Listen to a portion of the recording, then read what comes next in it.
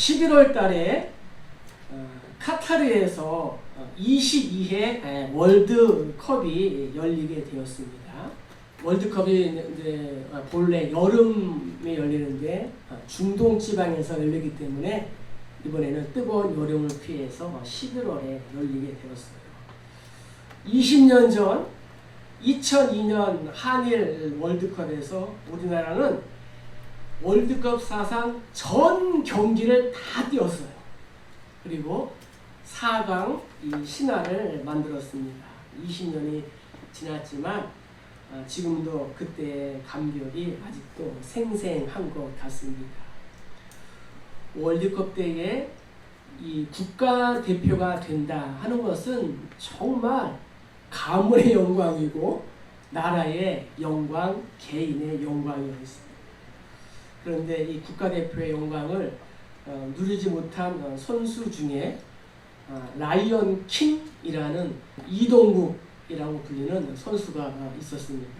국가대표로서 또 월드컵에 나가는 것이 축구 선수로서의 최고의 영광이 아니겠습니까?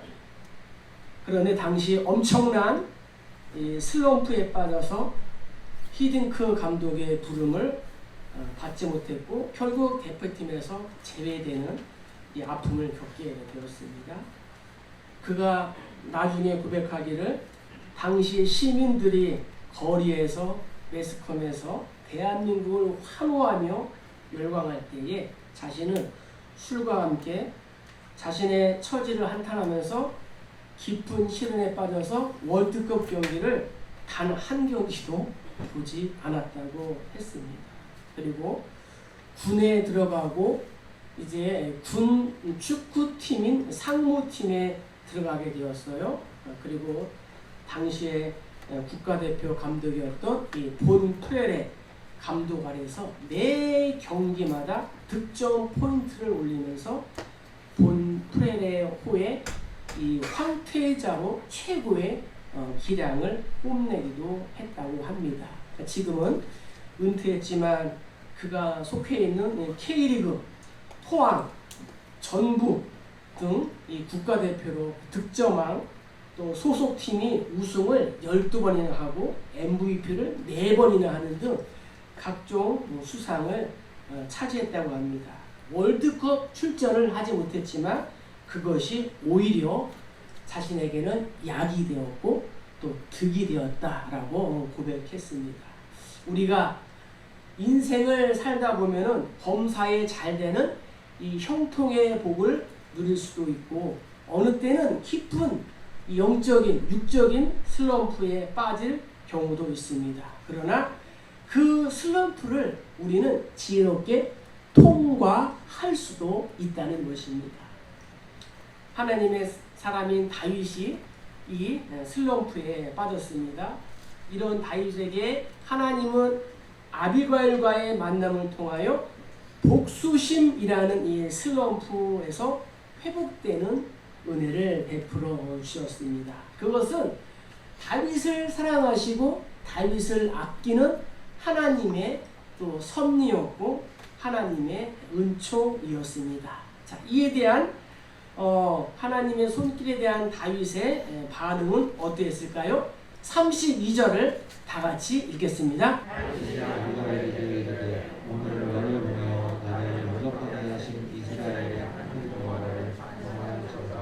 아멘. 다윗은 먼저 하나님을 찬양하며 하나님께 감사 고백을 했다는 것입니다. 다윗이 드린 감사의 내용은 무엇일까요?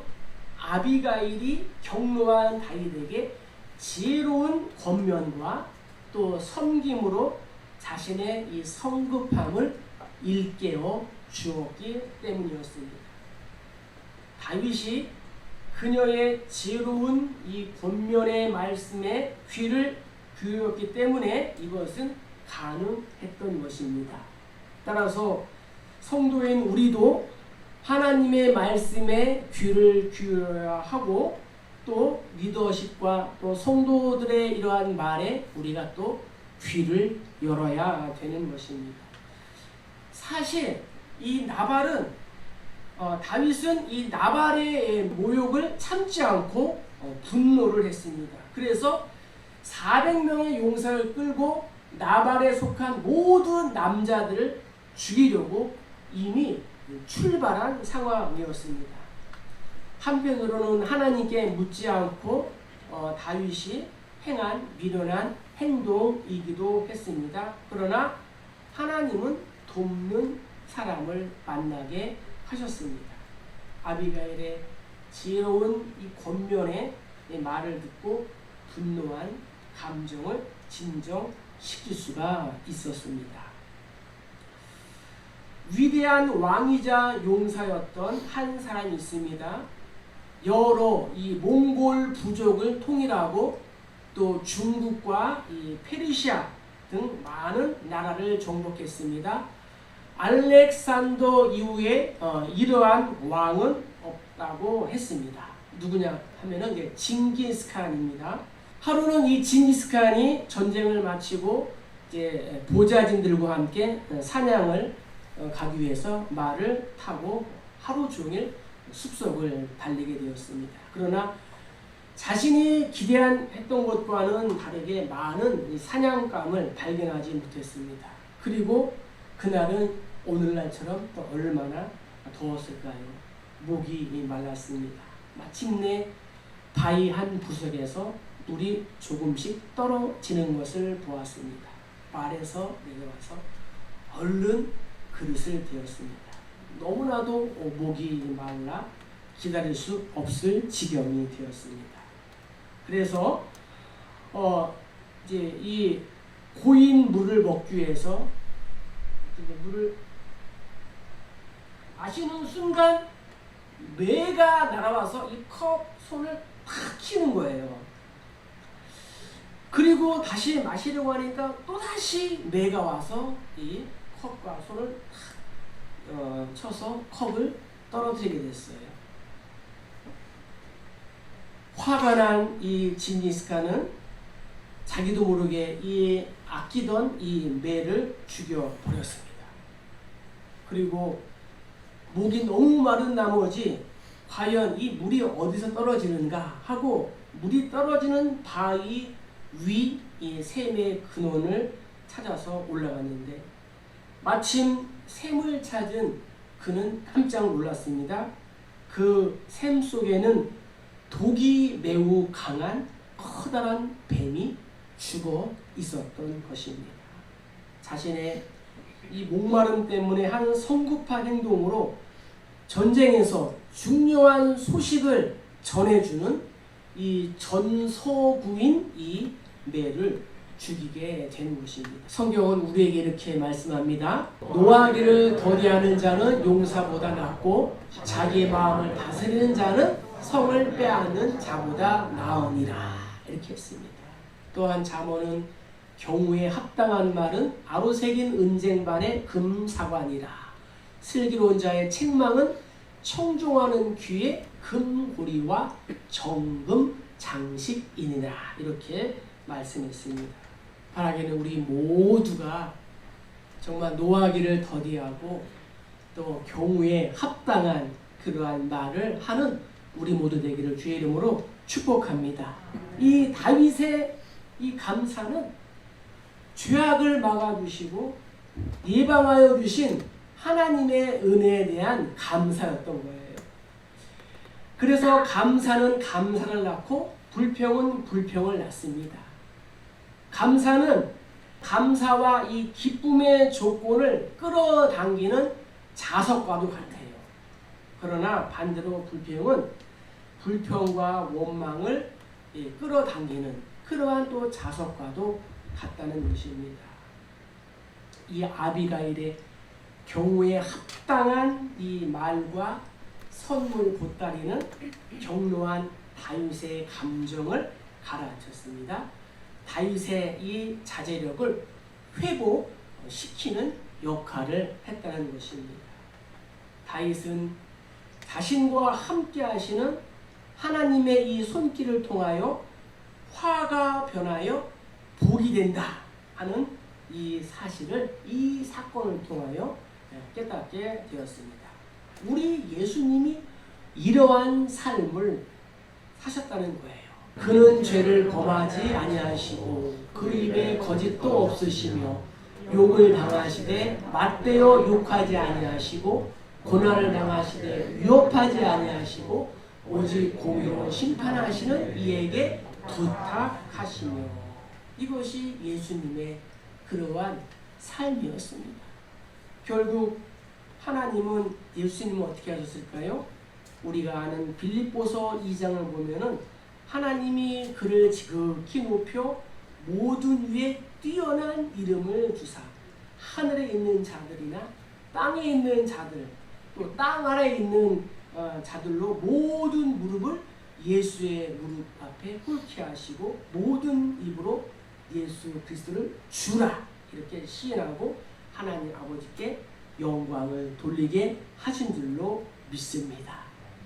이 다윗의 계보를 통하여 예수님이 탄생하시게 된 것입니다.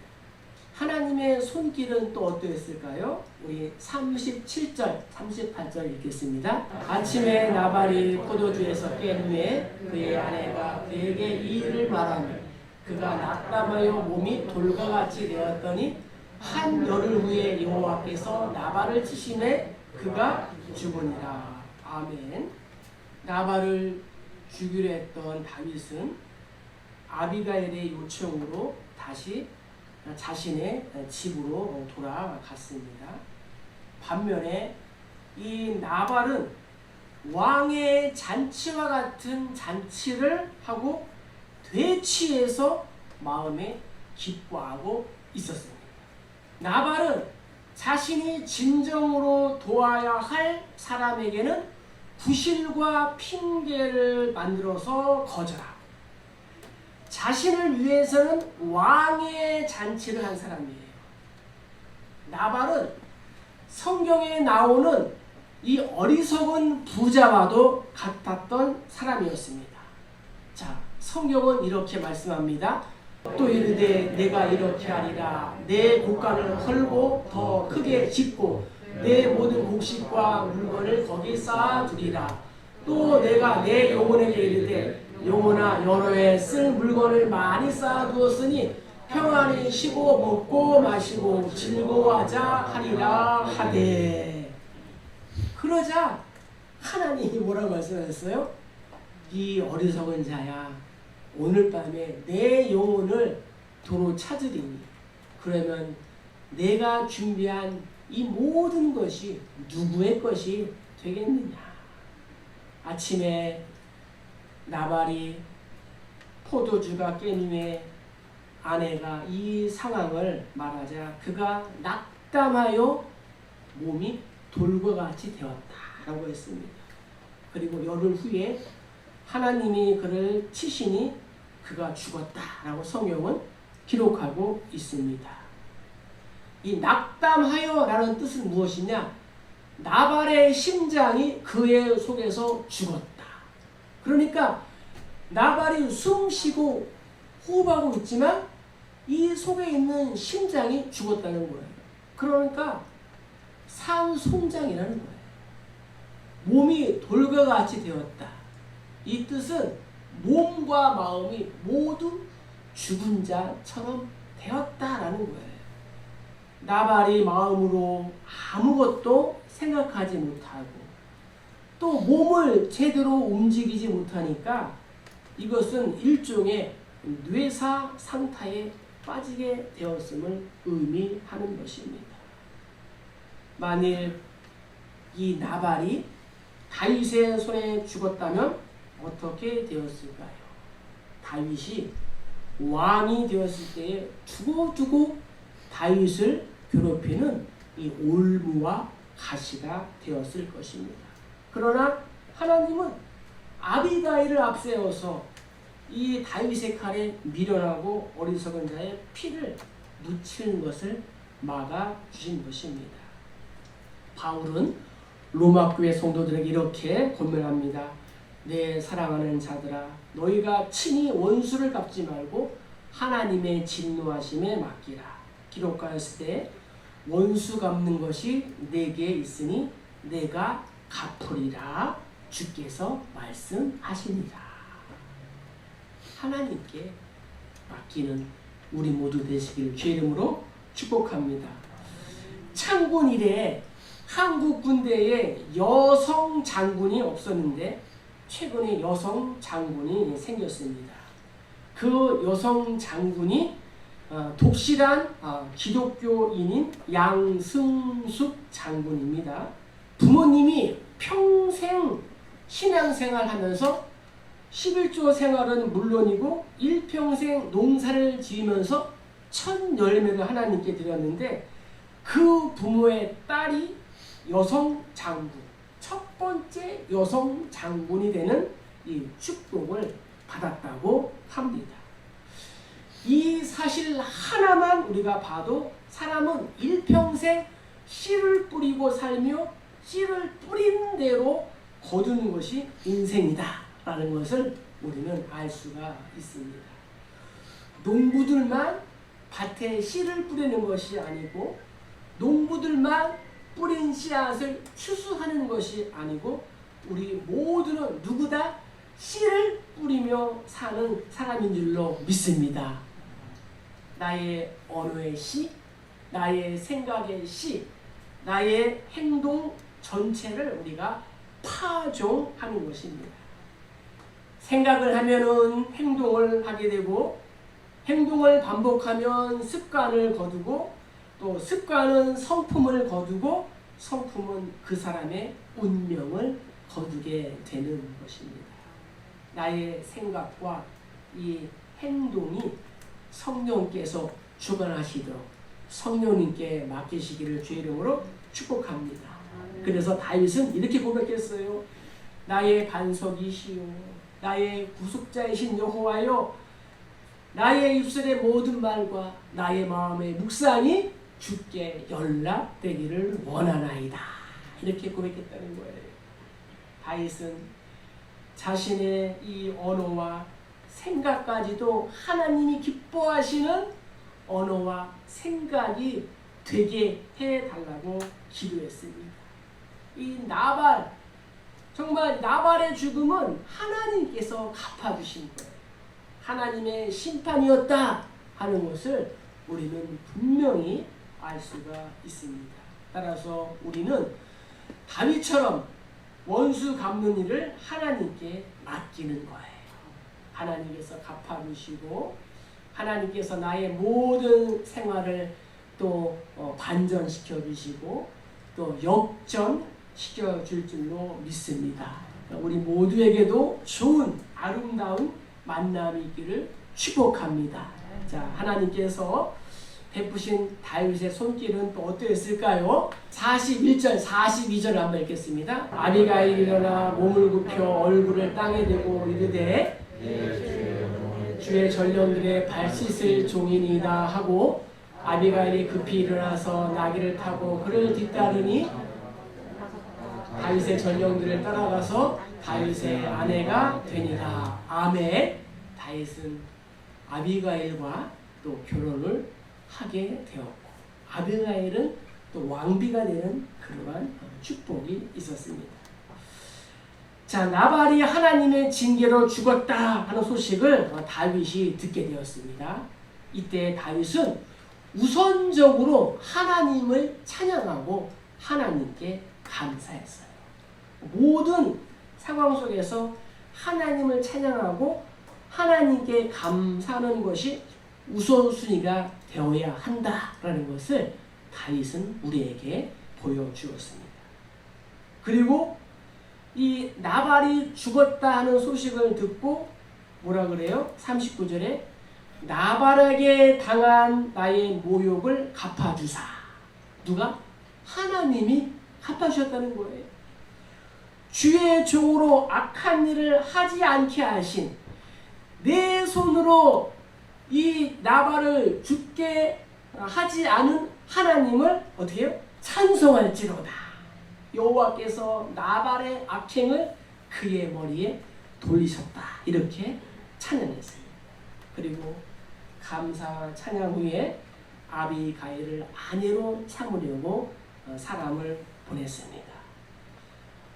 당시 법적인 이 애도 기간이 지난 후에 아비가일은 다윗의 아내가 되었습니다. 다윗은 아비가일에게서 지혜로움을 보았습니다. 뿐만 아니라 그녀에게서 하나님에 대한 경건한 신앙도 보았습니다.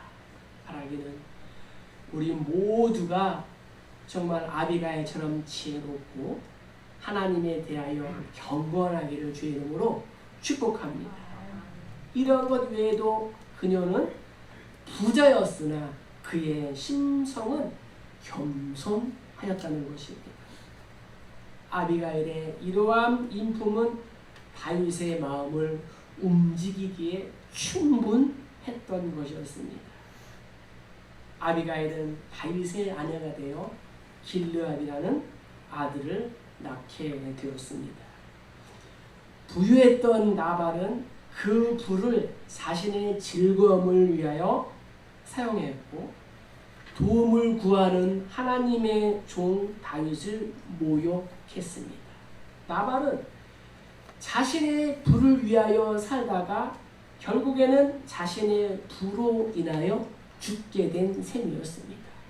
반면 아비가일은 자신의 부를 다윗에게 나누어주고 화해의 도구로 사용하였고 그것으로 하나님의 종을 잘 대접함으로써 왕비가 되었습니다. 물질을 어떻게 사용하고 어떻게 바라보느냐에 따라서 삶의 방향과 이 모습은 전혀 달라지게 되어 있습니다. 미국 네바다주 사막 한복판에 낡은 트럭을 몰고 가던 멜빈 다마라는 한 젊은이가 허름한 차림의 한 노인을 발견하고 급히 차를 세웠습니다. 어디까지 가십니까? 제가 태워드릴게요. 노인은 고맙소 젊은이, 라스베가스까지 가는데 태워다 줄 수 있겠소 하면서 낡은 트럭에 올라탔습니다. 어느덧 목적지인 라스베가스에 도착했습니다. 가난한 노인이라 생각한 이 젊은이는 주머니에서 25센트를 꺼내서 영감님 차비에 보태 쓰세요 하고 드렸습니다.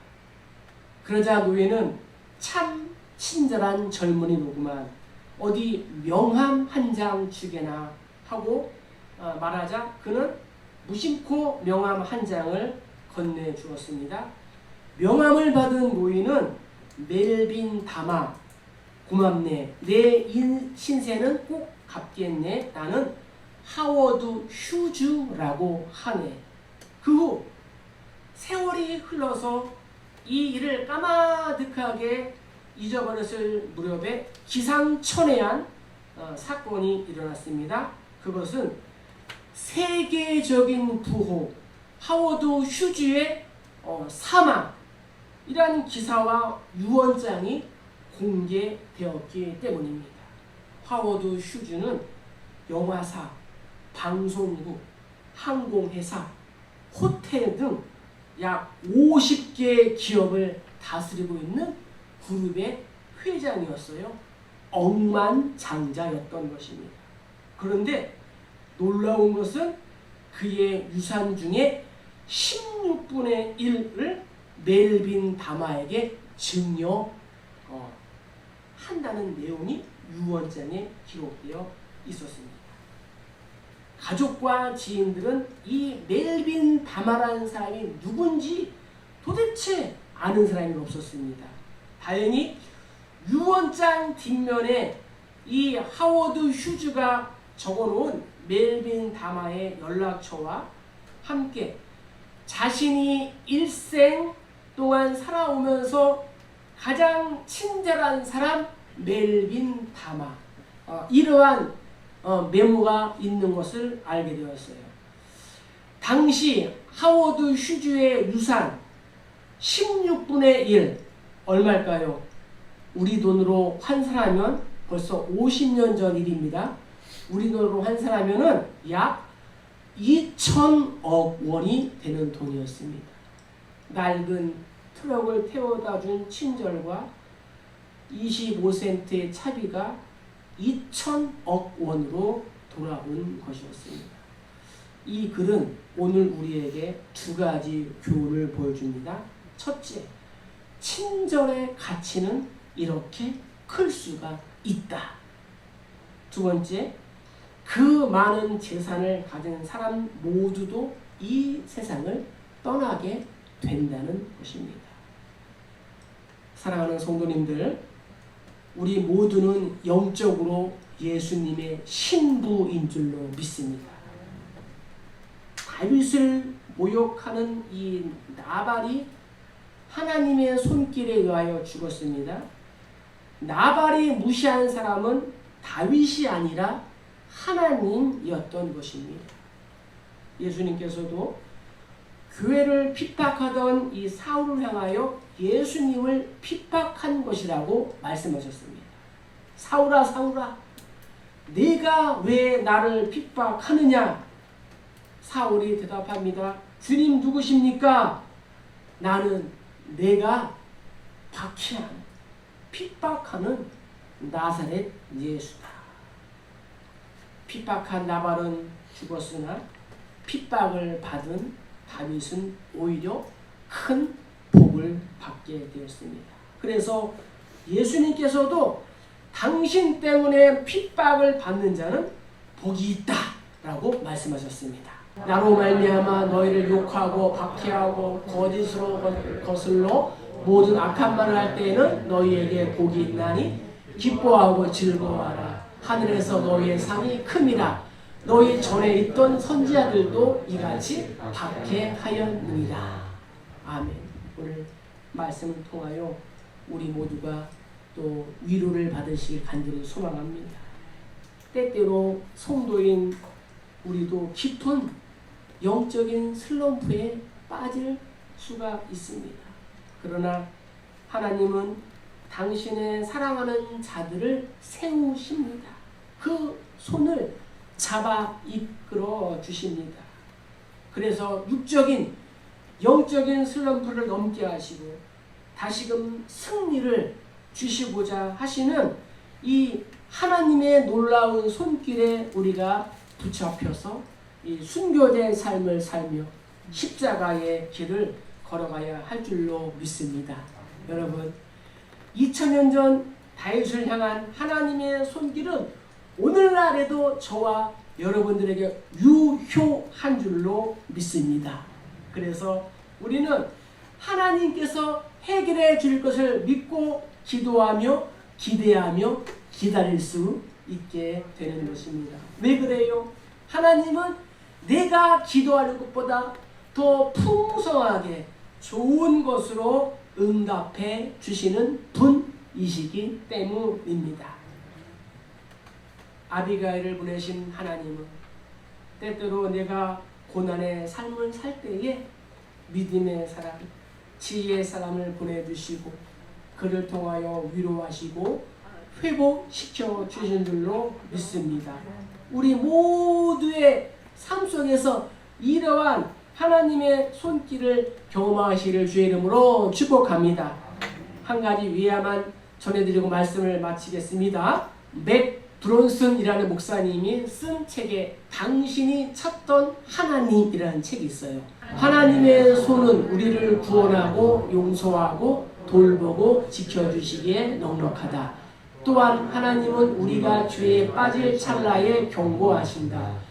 비록 죄에 빠지더라도 다시 우리를 일으켜 세워 깨끗하게 하시고 전보다 더욱 축복하신다.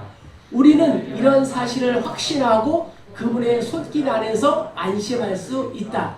하나님의 손길 안에 안식하라. 그곳은 궁극적인 만족과 축복이 이루어지는 장소다. 할렐루야 하십니까?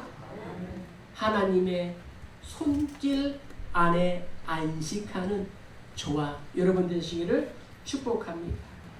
5만 번 기도 응답을 받았던 조지 물러 목사님도 이렇게 고백했어요. 나는 아무것도 아닙니다. 나의 손에는 없는 것이 더 낫습니다. 그러나 예수 안에 있으면 모든 것이 가능합니다. 예수님의 손은 전능하신 하나님의 손인 줄로 믿습니다. 캄캄하고 어두운 인생길에서 내가 하나님의 손을 잡고 있다면 두려움이 없습니다. 하나님의 자비로운 손길은 생명의 길, 구원의 길이기 때문입니다. 하나님 앞에 서는 그날까지 우리 모두 하나님의 손을 놓지 않고 잡는 우리 모두 다 되시기를 주님의 이름으로 간절히 축복합니다. 축복합니다.